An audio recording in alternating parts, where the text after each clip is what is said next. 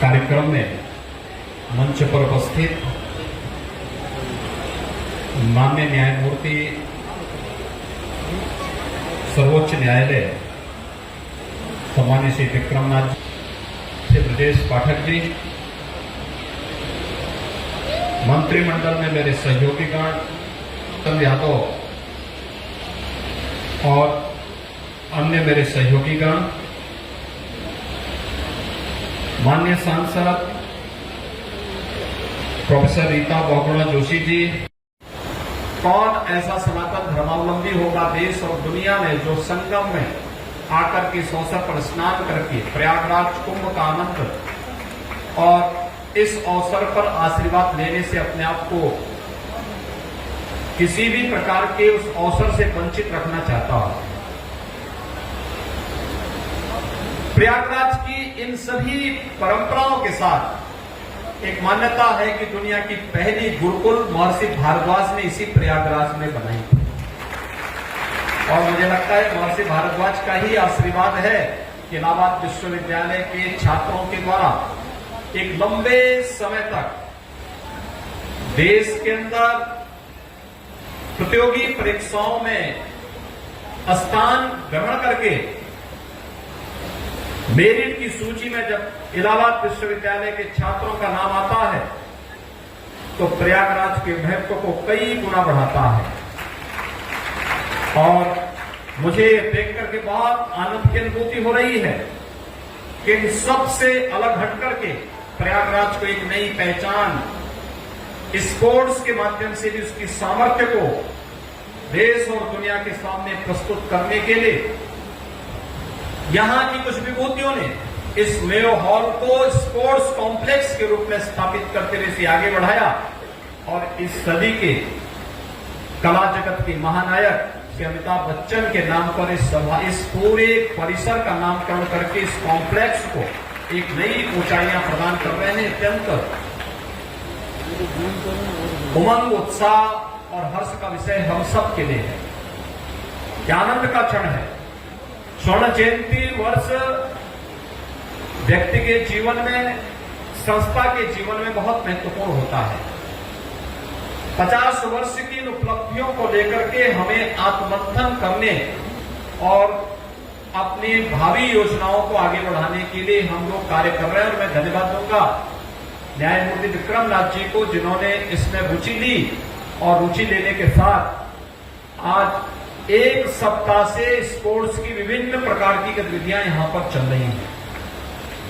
मुझे बताया गया बैडमिंटन का है, लॉन टेनिस का है, टेबल टेनिस का है, वॉलीबॉल का है, स्क्वैश का है और तमाम प्रकार की स्पोर्ट्स की गतिविधियां यहां पर एक साथ संचालित हो रही है। स्वाभाविक रूप से अभी तक राज्य सरकार इसमें सहयोग करती रही है, प्राप्त किया जा सकता है और खेल हमें उस टीम के साथ मिल करके रिजल्ट पर पहुंचाने का, परिणाम तक पहुंचाने का एक नया संदेश भी देता है। हम सब इस गतिविधि के साथ जुड़ेंगे और मैं इस बात के लिए आश्वस्त करता हूं प्रयागराज वासियों को, अमिताभ बच्चन स्पोर्ट्स कॉम्प्लेक्स से जुड़े हुए सभी महानुभावों को, यहां से जुड़े हुए कोचेज को, यहां से जुड़े हुए सभी खिलाड़ियों को, पुरातन और नवीन सभी खिलाड़ियों को इस बात के लिए आश्वस्त करता हूं राज्य सरकार किसी भी प्रकार का भाव आपके लिए नहीं होने देगी। यहां पर हमारे खेल मंत्री भी हैं, अपर मुख्य सचिव खेल भी हैं, खेल के निदेशक भी हैं, जिला प्रशासन भी है। मैं उन सबसे कहूंगा कि जो कुछ भी हो सकता है इस दिशा में हमें आगे प्रयास करना चाहिए और समयबद्ध ढंग से कार्य योजना बना करके अच्छे ढंग से इसे आगे बढ़ाने का कार्य करें। मैं इस अवसर पर एक बार फिर से इस स्पोर्ट्स कॉम्प्लेक्स के स्वर्ण जयंती के अवसर पर आप सभी इससे जुड़े हुए सभी महानुभावों को और पूरे प्रयागराज वासियों को हृदय से बधाई देता हूं, अपनी शुभकामनाएं देता हूं और आश्वस्त करता हूं राज्य सरकार और केंद्र सरकार स्पोर्ट्स की गतिविधियों का आदरणीय प्रधानमंत्री जी के माध्यम से उनके मार्गदर्शन में नित नई ऊंचाइयों तक पहुंचाने के लिए प्रतिबद्ध है और यहाँ के स्पोर्ट्स कॉम्प्लेक्स के लिए भी किसी भी प्रकार की कोई कमी कभी आड़े नहीं आएगी। आश्वासन के साथ आप सबके प्रति मैं अपनी शुभकामनाएं देता हूं।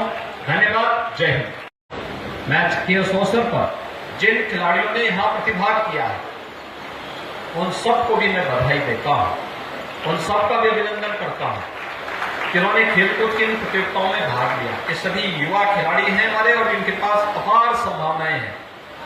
देश के सामर्थ्य को, गांव से आप बाहर निकलते हैं, शहर से बाहर निकलते हैं तो अपने जनपद के लिए खेलते हैं, जनपद के बाहर निकलते हैं तो अपने कमिश्नरी या रीजन के लिए खेलते हैं, और जब आप राज्य स्तर पर जाते हैं तो वहां पर भी आप पुरस्कार प्राप्त करते हैं, और जब राज्य के बाहर जाते हैं तो राज्य का नाम, और देश के बाहर जाते हैं तो देश का नाम आपके साथ जुड़ जाता है। आपके सामर्थ्य से प्रदेश और देश को पहचान मिलती है, समाज को पहचान मिलती है। और इसलिए मैं आपसे कहूंगा कि दो चीजें बहुत महत्वपूर्ण हैं। एक, अपने आप को पूरी एकाग्रता के साथ एकलव्य की तरह जब आप लगेंगे तो परिणाम कब आएगा। और आज तो अच्छे अच्छे कोचेस उपलब्ध कराए जा रहे हैं। दूसरा, टीम वर्क।